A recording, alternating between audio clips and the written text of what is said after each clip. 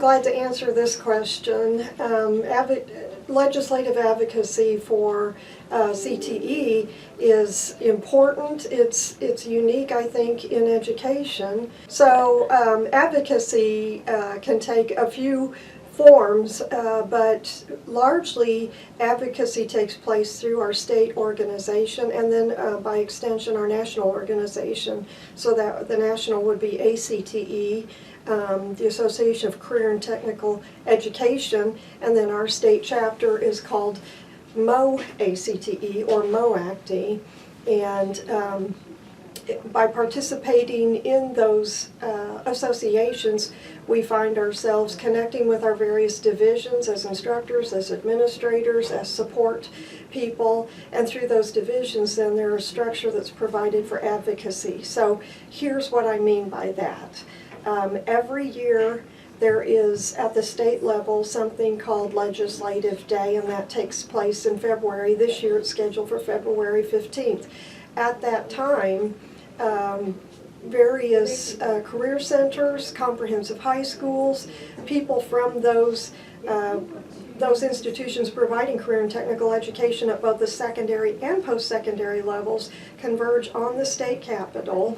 Typically the governor declares the day as Career and Technical Education Day, and it is understood that people who are visiting have prior to that made appointments with their area representatives and senators to discuss what they are doing in their districts to support career and technical education. So who gets to do that typically? Well, that's a wide range of participation.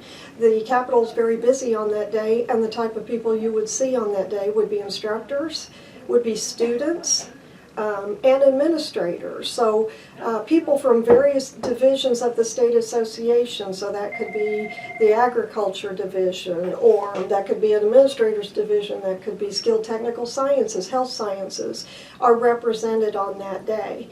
Many schools like to prepare students from their career tech student organizations, CTSOs, to come in uniform. They prepare the students with some understanding of the legislative process, and then they also provide students with talking points. Largely what they'll ask students to do is tell their own story about their experience with CTE and what it's meant to them and how it's preparing them for the world of work beyond their school. So that's a very typical structured approach to advocacy that we participate in here at OTC.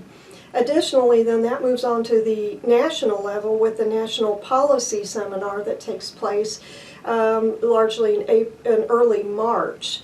And so we do basically the same thing at that time, but at the national level. We will meet with any legislator that is available to meet with us or with their team, again to express to them the importance of CTE and what we are doing back at the home state to provide that.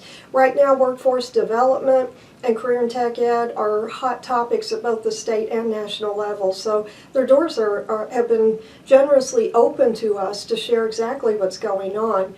It's good to come with some data in hand as to what the population is that you're serving, in what way that you're serving them, how many then are going out and finding placement in industry or going on to additional education.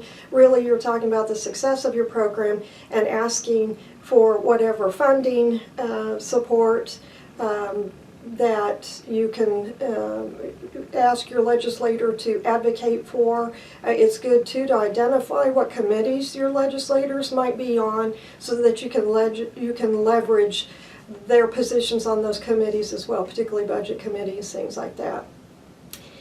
So those are things. Additionally, we want to invite legislators here to see what we're doing. So in February, we'll even say, hey, could we set you up with a visit so you can come see what it is we're doing. Now, typically at OTC, I'm not the person that's going around inviting legislators. We typically will work that through our Chancellor's office because the Chancellor's office also is working with legislators in the state. We want to combine our efforts and make sure that they're united, and that we're not asking legislators on too many separate occasions to make all kinds of different visits when maybe one visit would cover all of the topics we'd like to discuss. But I do work with making appointments with legislators for our visits on those legislative days. And I will be working with students from Skills USA this year to help prep them so that they understand the legislative process in Missouri, and so they are prepared to tell their story concisely and in a way that is meaningful and gracious for the legislator to listen to. Really, we're always wanting funding, of course. Education's all about funding. We are funded largely through the federal Perkins Grant. So we're advocating for that. We're advocating for state funding as well. And Governor Parson's been very generous because he understands the importance of what we're doing here, I'm glad to say.